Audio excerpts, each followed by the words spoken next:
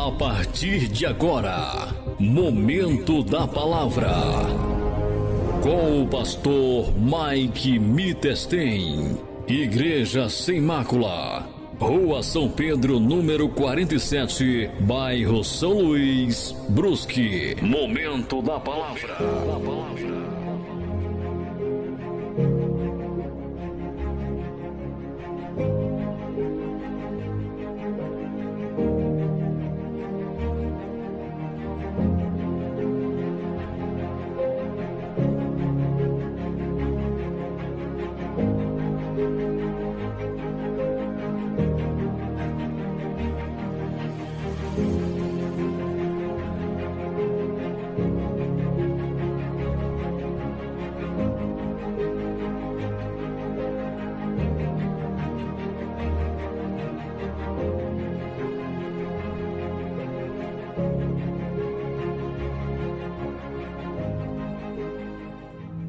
Você que trouxe a sua Bíblia, abre ela no livro de Isaías, capítulo 9.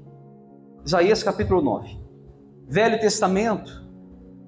Quem tem dificuldade, o obreiro vai ajudar você a achar. Isaías, capítulo 9. A gente vai falar hoje sobre o nascimento de Cristo. Pela data, humanamente falando, a sociedade comemora como hoje o dia de nascimento de Jesus, né? Mas não foi hoje, com toda certeza não foi dia 25 de dezembro. Mas, como eu falei na oração, a gente comemora o nascimento dele todo dia, amém? Não que comemoramos o nascimento de Jesus, porque Jesus nunca nasceu, ele sempre existiu. Simplesmente Cristo veio à Terra para instaurar o seu reino. De Gênesis até Malaquias, nós temos várias passagens apontando para Cristo, ou seja, o Messias que havia de vir instaurar o seu reino, que é o reino eterno, ele já veio, instaurou o seu reino. Mas Cristo sempre existiu. A gente não pode dizer que nasceu Cristo, porque ele sempre existiu. Amém? A Bíblia fala que ele já estava antes da fundação do mundo. Gênesis fala: façamos o homem à nossa imagem, à nossa semelhança. Estava lá presente o Deus Pai, o Deus Filho e o Deus Espírito Santo. A Bíblia diz que quando a terra era sem forma, vazia, o Espírito Santo pairava sobre as águas. Veja bem que João 1,3 mesmo fala, se você ler a palavra, João 1,3 mesmo diz que todas as coisas foram feitas por ele, por intermédio dele, e nada, ou sem ele, nada do que foi feito se fez. Ou seja, o mundo que a gente vê hoje, se nós lermos Gênesis, a Bíblia fala que o mundo foi criado por Deus, mas o mundo foi criado por Cristo. Se tudo que nós estamos enxergando hoje, através dos nossos olhos nus, tudo que nós enxergamos hoje, tudo que nós vimos, foi Cristo que construiu, foi feito por intermédio de Cristo. A própria palavra, no livro de João 3, fala sobre isso, que tudo foi feito por intermédio dele. Ou seja, Cristo não nasceu, ele sempre existiu. É como se eu falasse para vocês, qual é o dia ou a data de nascimento de Deus.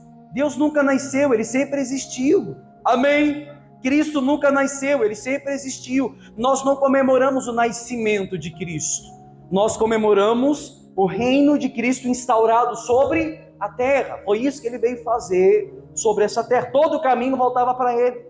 O Velho Testamento em si era tudo, desde Gênesis até Malaquias, era sombra voltada para Cristo. Quando você consegue compreender o Velho Testamento, você consegue compreender o Novo. Veja bem que a Bíblia diz que Moisés estende a vara no deserto, convenha que o Filho do Homem também seja levantado. Toda a passagem, tanto do exílio, pós-exílio, antes-exílio, o dia de refrigério, tudo voltava para Cristo. O dia do juízo, tudo voltava para Cristo. Ou seja, Cristo sempre existiu antes da fundação do mundo. Antes de nós tivéssemos nascido, ele já nos conhecia, chamou pelo nome. Você pode ver Jeremias capítulo 1, como a gente falou semana retrasada. Ou seja, Cristo, ele sempre esteve presente. Amém?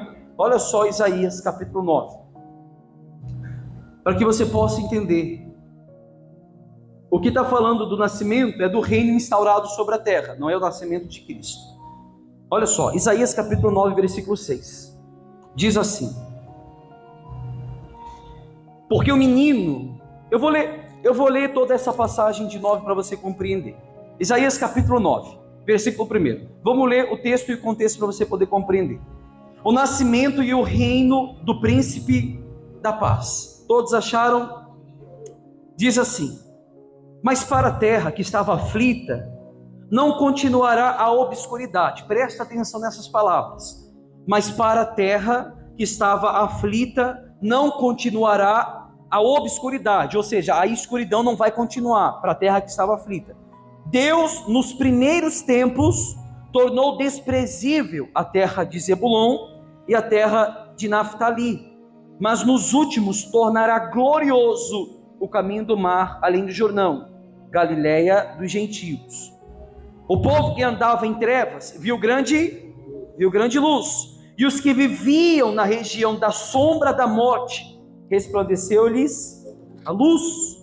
Tens multiplicado esse povo, alegria lhe aumentastes, alegraram-se eles diante de ti, como se alegram na ceifa, e como exultam quando repartem os despojos, porque tu quebrastes o jugo que pesava sobre eles. A vara lhes feria os ombros, e o cetro do seu opressor, como no dia dos midianitas, porque toda bota com que anda o guerreiro no tumulto da batalha, e toda veste revolvida em sangue serão queimadas, servirão de pasto ao fogo. Aí chega a questão: porque um menino nos nasceu, um filho se nos deu, o governo está sobre os seus ombros, e o seu nome será Maravilhoso, Conselheiro, Deus Forte, Pai da eternidade e Príncipe da paz, para que se aumente o seu governo e venha a paz sem fim. Amém?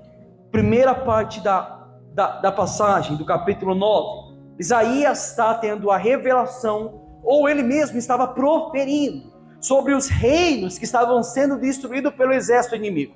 Você pode ver que a palavra mesmo fala: porque tu quebrastes o jugo que pesava sobre eles, a vara que lhe feria os ombros, como no dia dos midianitas, porque toda bota com que anda o guerreiro no tumulto da batalha, e toda veste revolvida em sangue serão queimadas.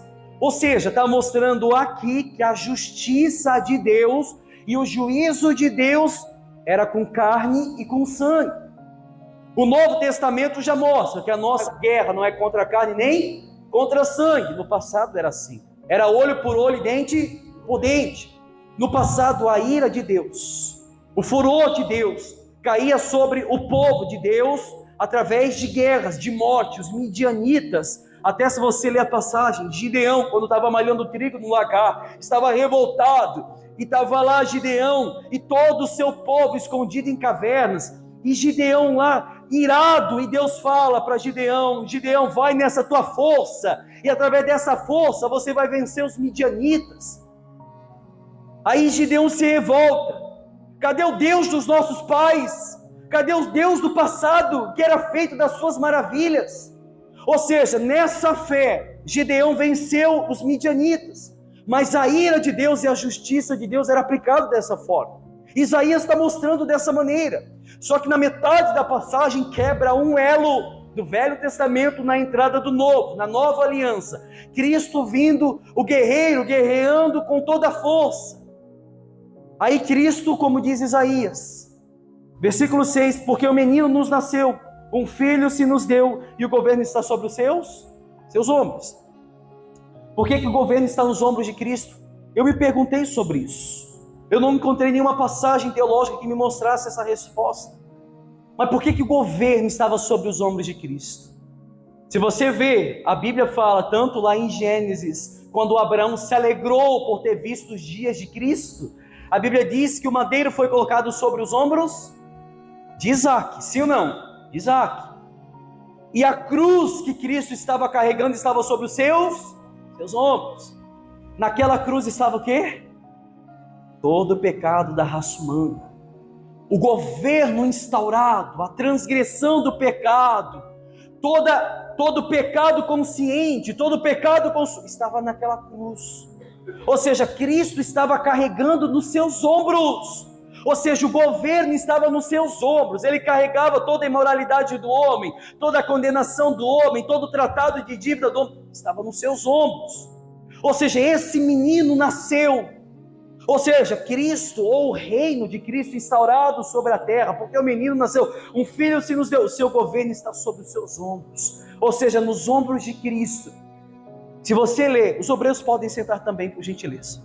Se você ler o livro de John Stott, que fala a cruz de Cristo, ele narra, muitas linhas teológicas narram, que a cruz estava na vida de Cristo até no seu nascimento.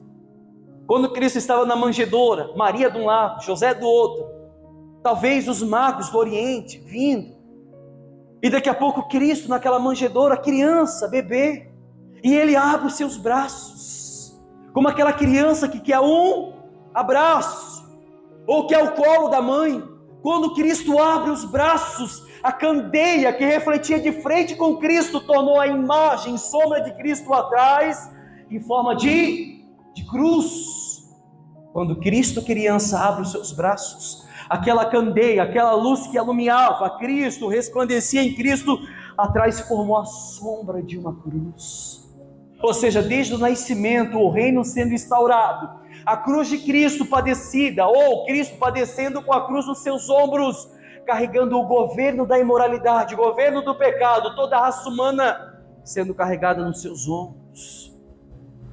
Na metade desse versículo mostra a condenação dos homens pelo Velho Testamento, pela lei. E a palavra hoje mesmo explica aos olhos das Escrituras que nenhuma carne será justificada mediante as obras da lei, a observância da lei.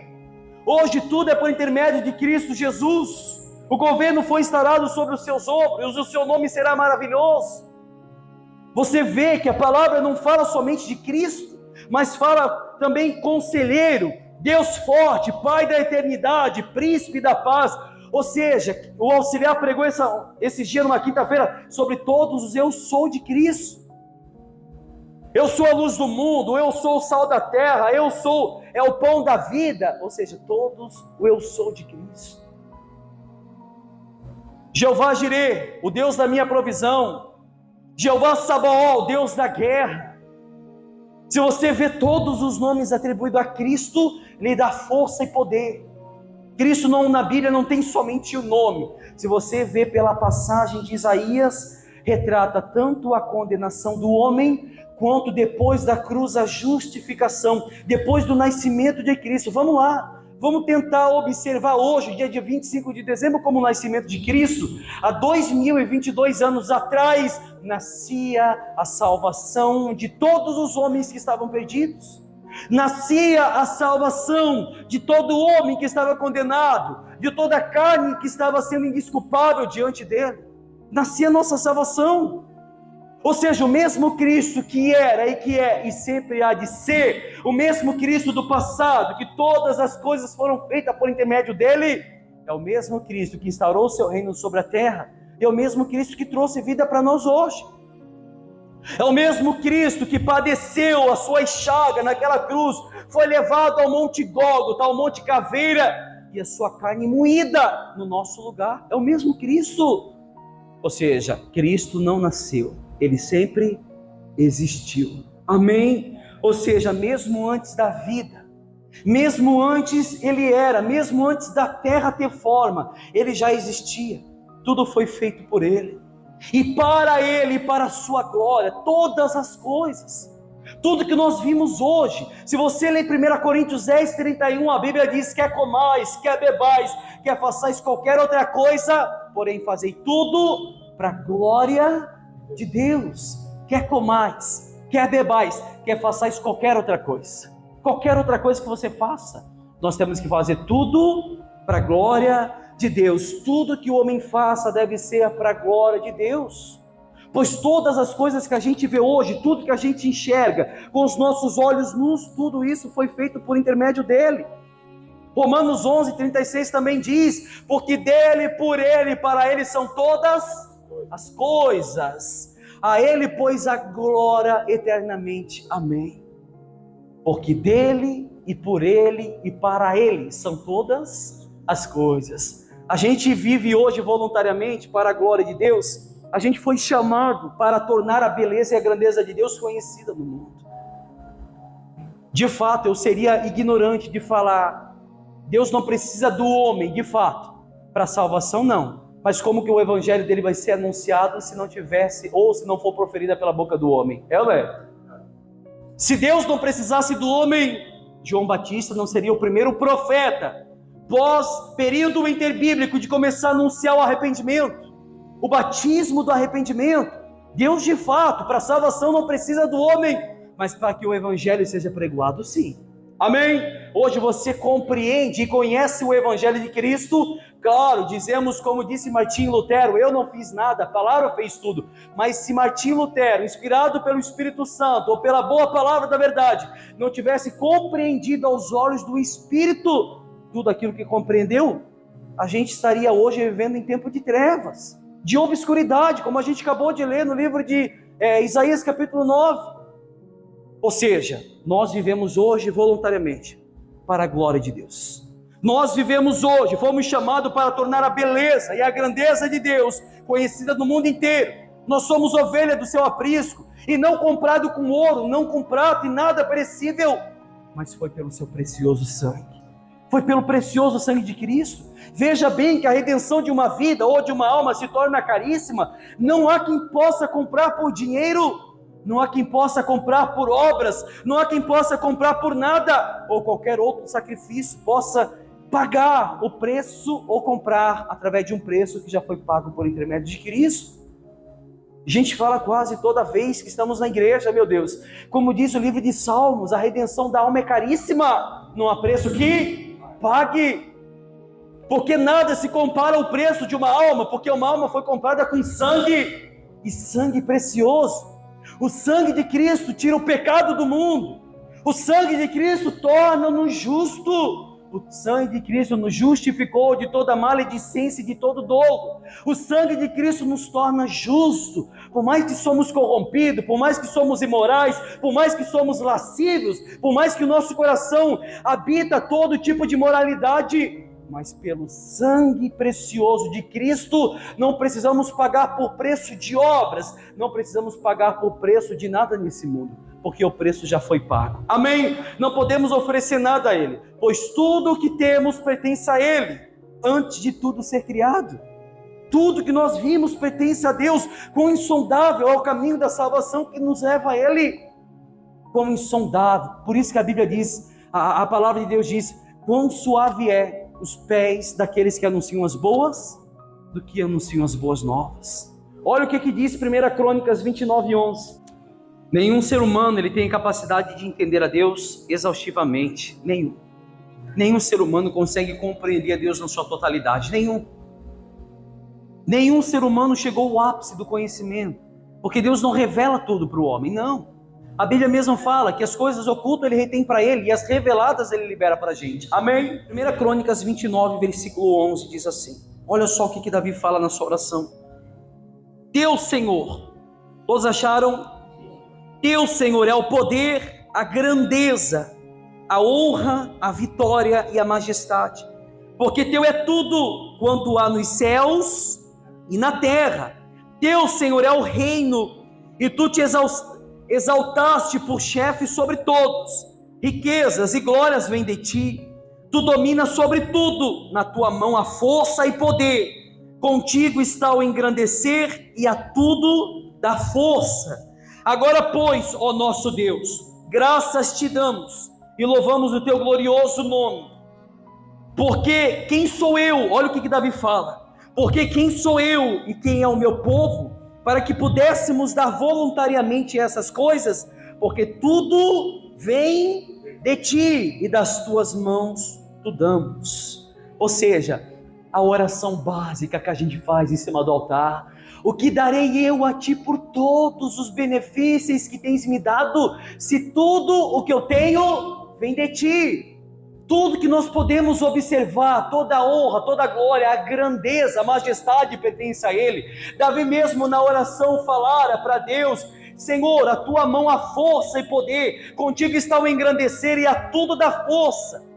Agora, pois, ó Deus, nós te louvamos, nós engrandecemos o teu santo nome. Uma oração que Davi fez: por mais que o Senhor é o dono do ouro e da prata, não há nada que eu possa fazer ou te oferecer segundo aquilo que o mundo impõe hoje, Porque se eu pagar aos olhos da sociedade, das igrejas contemporâneas, o que eu pagar eu recebo de Deus? Não! Se tudo que eu tenho vem dele, a nossa vida pertence a Ele, o nosso lar pertence a Ele, a nossa família pertence a Ele. Hoje nós estamos de passagem. Por isso que nós falamos há pouco antes na pregação, quer comais, quer bebais, quer façais qualquer outra coisa, faça para a glória dEle, porque dEle, por Ele, para Ele são todas as coisas. Tudo que tem nessa terra pertence a Ele. Por isso que eu digo, Cristo não nasceu, Ele sempre existiu, e Ele há de morar, como disse Charles Spurgeon, se eu não me engano. Eu estava vendo essa semana, não adianta Cristo nascer 1000 vezes em Belém, se Ele não nascer dentro da gente, para nada adianta, pessoal. Nós temos que ter uma intimidade com Cristo, nós temos que ter um encontro real e verdadeiro com Cristo, nós temos que olhar para Cristo, e nas nossas orações podemos contemplar a sua face, ou seja, na nossa oração, podemos ter a certeza que estamos falando com Ele e Ele nos ouvindo, amém? Deus não ouve a oração do profano, isso não. Deus não ouve a oração do escárnio, isso não. Deus não ouve a oração daqueles que por um instante, para tentar se corrigir por um momento, falam com Deus, ó Deus, perdoa as minhas fraquezas, mas no outro dia fazem as mesmas. Não, esse Deus não ouve. Se Deus não ouviu um profeta, meu Deus, que proferia juízo para um povo, quem somos a gente para tentar barganhar com Deus? Por isso que eu digo que a nossa oração tem que ser por intermédio da misericórdia dele, amém? Segundo a tradição dos puritanos, se você estudar os puritanos, e eu postei na página ou no canal da Igreja Semácula, sobre a história dos puritanos. Os puritanos, a tradição deles, ou também como a própria palavra também fala, que eu vou falar agora, ela explica que Deus se manifesta através da natureza. Cristo se manifesta através da natureza, através das coisas criadas por suas próprias mãos. Se você ler Romanos capítulo 1, versículo 20, que é a base principal que os puritanos usam para mostrar que Deus se revela na natureza, diz que os atributos invisíveis de Deus, assim como o seu eterno poder, como também a sua própria divindade, claramente se reconhece desde o princípio do mundo, sendo percebido por meio das coisas que foram criadas. Ele fala aqui os atributos invisíveis de Deus, ele fala aqui o seu eterno poder, ele fala também da sua divindade. Todas essas coisas, desde o princípio do mundo, já existia, mas são manifestas no meio das coisas que são criadas. Se pega uma semente e joga na terra, se você vê, você por si mesmo não consegue fazer essa semente germinar, se ela não tiver terra boa. Olha como Deus é maravilhoso. Olha uma criança no feto de uma mãe, um embrião, meu Deus, chega a ter vida, meu Pai. Se a gente for olhar para a natureza, para tudo que existe, Deus se revela na natureza. Os puritanos enxergam Deus, assim como nós compreendemos Deus da natureza. Todas as coisas que foram criadas por intermédio dele. Se você vê o mundo, nada foge do plano de Deus. Jó mesmo diz, bem sei eu que tudo podes, nenhum dos seus planos podem se frustrar. Deus se revela na natureza de tal maneira que tudo que nós observamos está de conjunto com a sua glória, tudo está em organização conforme Ele quis, como estivesse. Ou seja, Deus se manifesta em tudo. Salmo 19:1 mesmo diz, os céus manifestam a glória de Deus e o firmamento anuncia a obra das suas mãos. Diz os estudiosos que toda a terra, a galáxia, tudo que a gente enxerga, tudo, se ela sair 1 milímetro da sua órbita, já não existe mais nada, não é?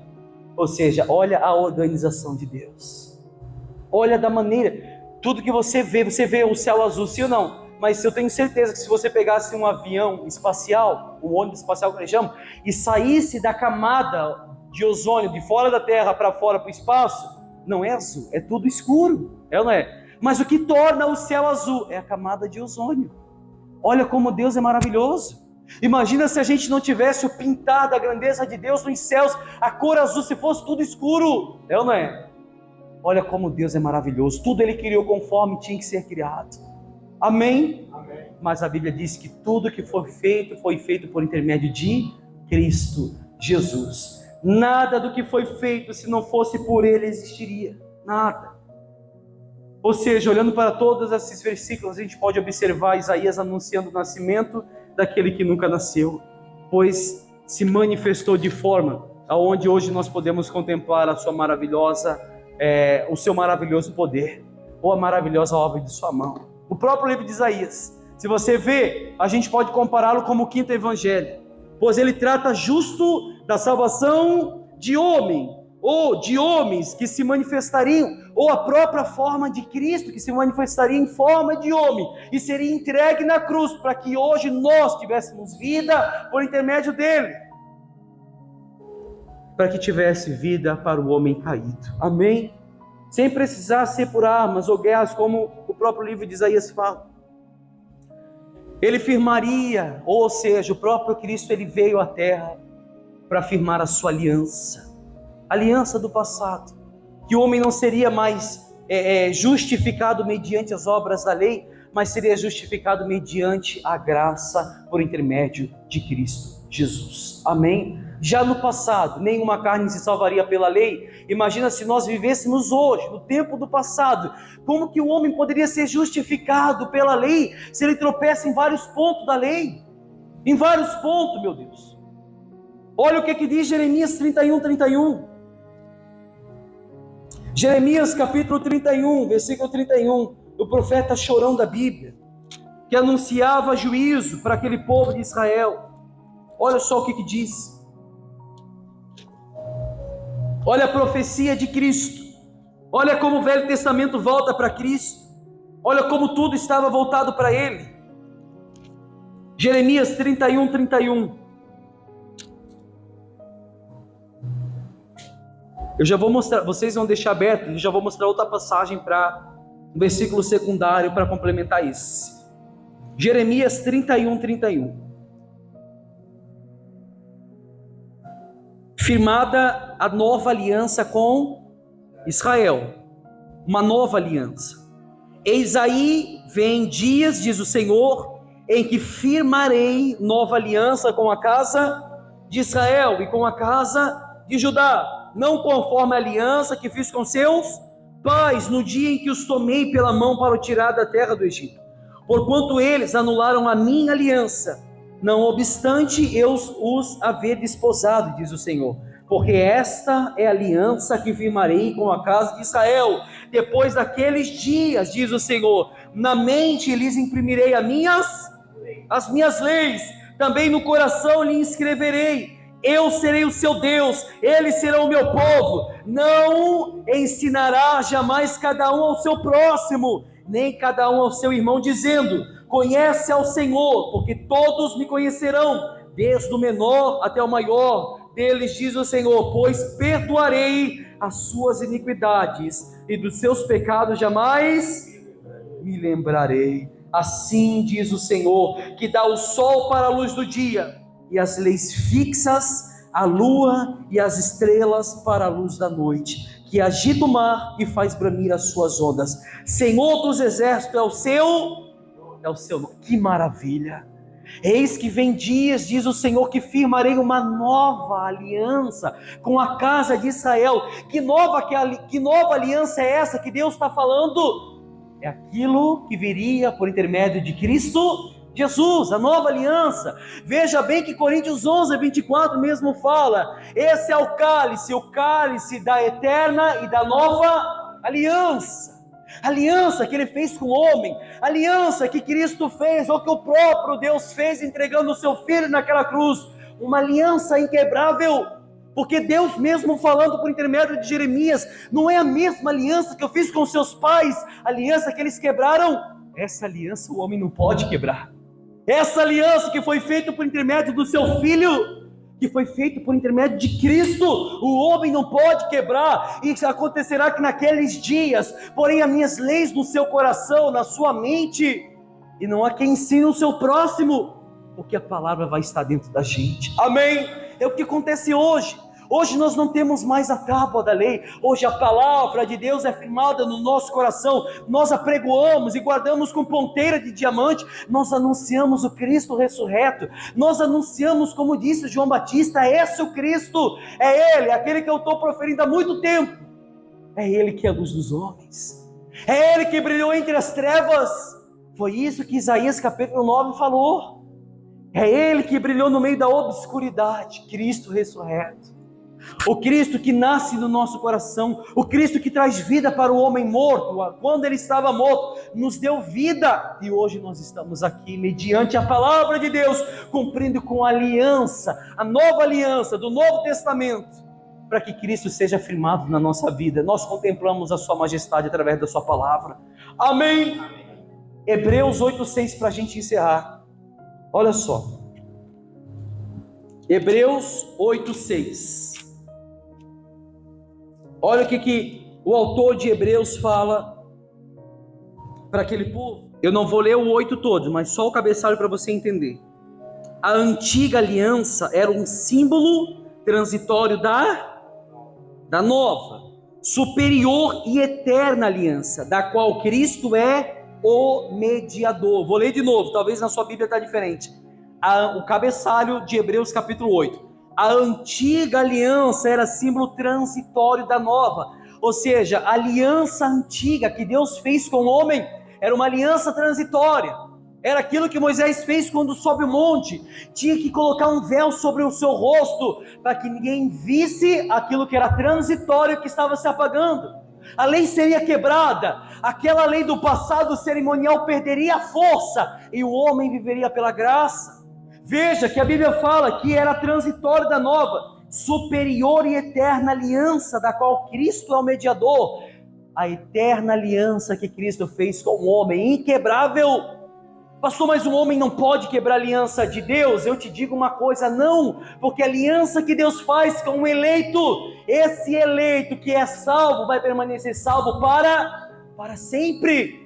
Você pode ver que é uma aliança inquebrável, porque a aliança não foi feita do homem para com Cristo, mas foi feita de Deus para com seu Filho, para que toda a raça humana pudesse compreender o verdadeiro significado da expiação pelo sangue de Cristo. Significado, mas a salvação não é para todos. A salvação não é para todos. A gente já pregou várias vezes isso aqui. Olha o que diz Hebreus 8:6. Agora, com efeito... Todos acharam? Agora, com efeito, obteve Jesus ministério tanto mais excelente quanto é ele também, mediador de superior aliança, instituída com base em superiores promessas. Porque se aquela primeira aliança, ou seja, do Velho Testamento, tivesse sido sem efeito, de maneira alguma estaria sendo buscado lugar para uma segunda. Olha que coisa interessante. Se aquela primeira aliança, a aliança do Velho Testamento, tivesse sido sem defeito, ou seja, olha para cá um minutinho, o autor de Hebreus está falando assim, se a velha aliança, se a lei, se as tábuas da lei que foram proferidas por Moisés, se essa aliança não tivesse efeito ou defeito, se ela não tivesse nenhum defeito, não seria procurado uma nova aliança sem defeito, não seria procurado um novo escape para a raça humana, não seria colocado em plano um projeto de salvação para o homem caído.